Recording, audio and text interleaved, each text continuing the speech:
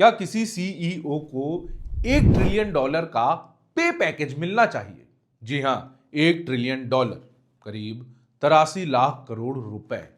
और यह डिमांड की है दुनिया के सबसे चर्चित बिजनेस टाइकून एलन मस्क ने। टेस्ला के अंदर इस वक्त चल रहा है high voltage drama. Elon Musk बनाम टेस्ला बोर्ड का। टेस्ला ने तीसरी तिमाही में रिकॉर्ड सेल्स दर्ज की है। कंपनी ने करीब 4.97 लाख गाड़ियां बेची और कमाए $21 अरब।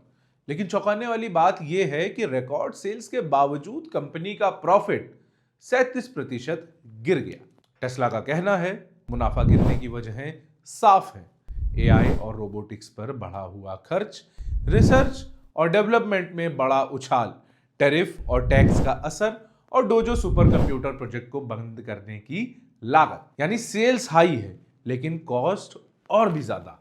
कंपनी की ग्रोथ रेवेन्यू या यूं कहे राजस्व में तो दिख रही है लेकिन प्रॉफिट में नहीं। अब आइए देखते हैं निवेशकों की नजर से। टेस्ला का प्राइस टू अर्निंग रेशियो है 200। तुलना कीजिए Apple 33, Microsoft 32, Amazon 30, alphabet 24, Ford 9, general Motors 7। यानी टेस्ला के शेयर्स बाकी सभी कंपनियों के मुकाबले कई गुना महंगे हैं। क्यों? क्योंकि मार्केट को भरोसा है टेस्ला सिर्फ एक कार कंपनी नहीं है बल्कि भविष्य की टेक कंपनी भी है। एलन मस्क का पूरा फोकस अब कारों पर नहीं है बल्कि आर्टिफिशियल इंटेलिजेंस और रोबोट्स पर भी है। उनका नया ड्रीम प्रोजेक्ट है ऑप्टिमस, एक ह्यूमनॉइड रोबोट जो सर्जरी से लेकर मैन्युफैक्चरिंग तक सब कुछ कर सके। मस्क का दावा है ऑप्टिमस एक दिन बेहतरीन सर्जन साबित होगा। लेकिन एनालिस्ट पूछ रहे हैं जब कंपनी का प्रॉफिट गिर रहा है तो क्या एआई और रोबोट्स में इतना भारी निवेश सही फैसला है? यह पहली बार नहीं है जब मस्क और टेस्ला के बीच पे पैकेज को लेकर टकराव हुआ हो। साल 2018 में भी उन्हें मिला था अब तक का सबसे बड़ा सैलरी डील $56 अरब। लेकिन कोर्ट ने उसे ज्यादा बताते हुए रद्द कर दिया। अब मस्क फिर लौटे हैं। इस बार मांग है $1 ट्रिलियन के नए कंपनसेशन के प्लान की।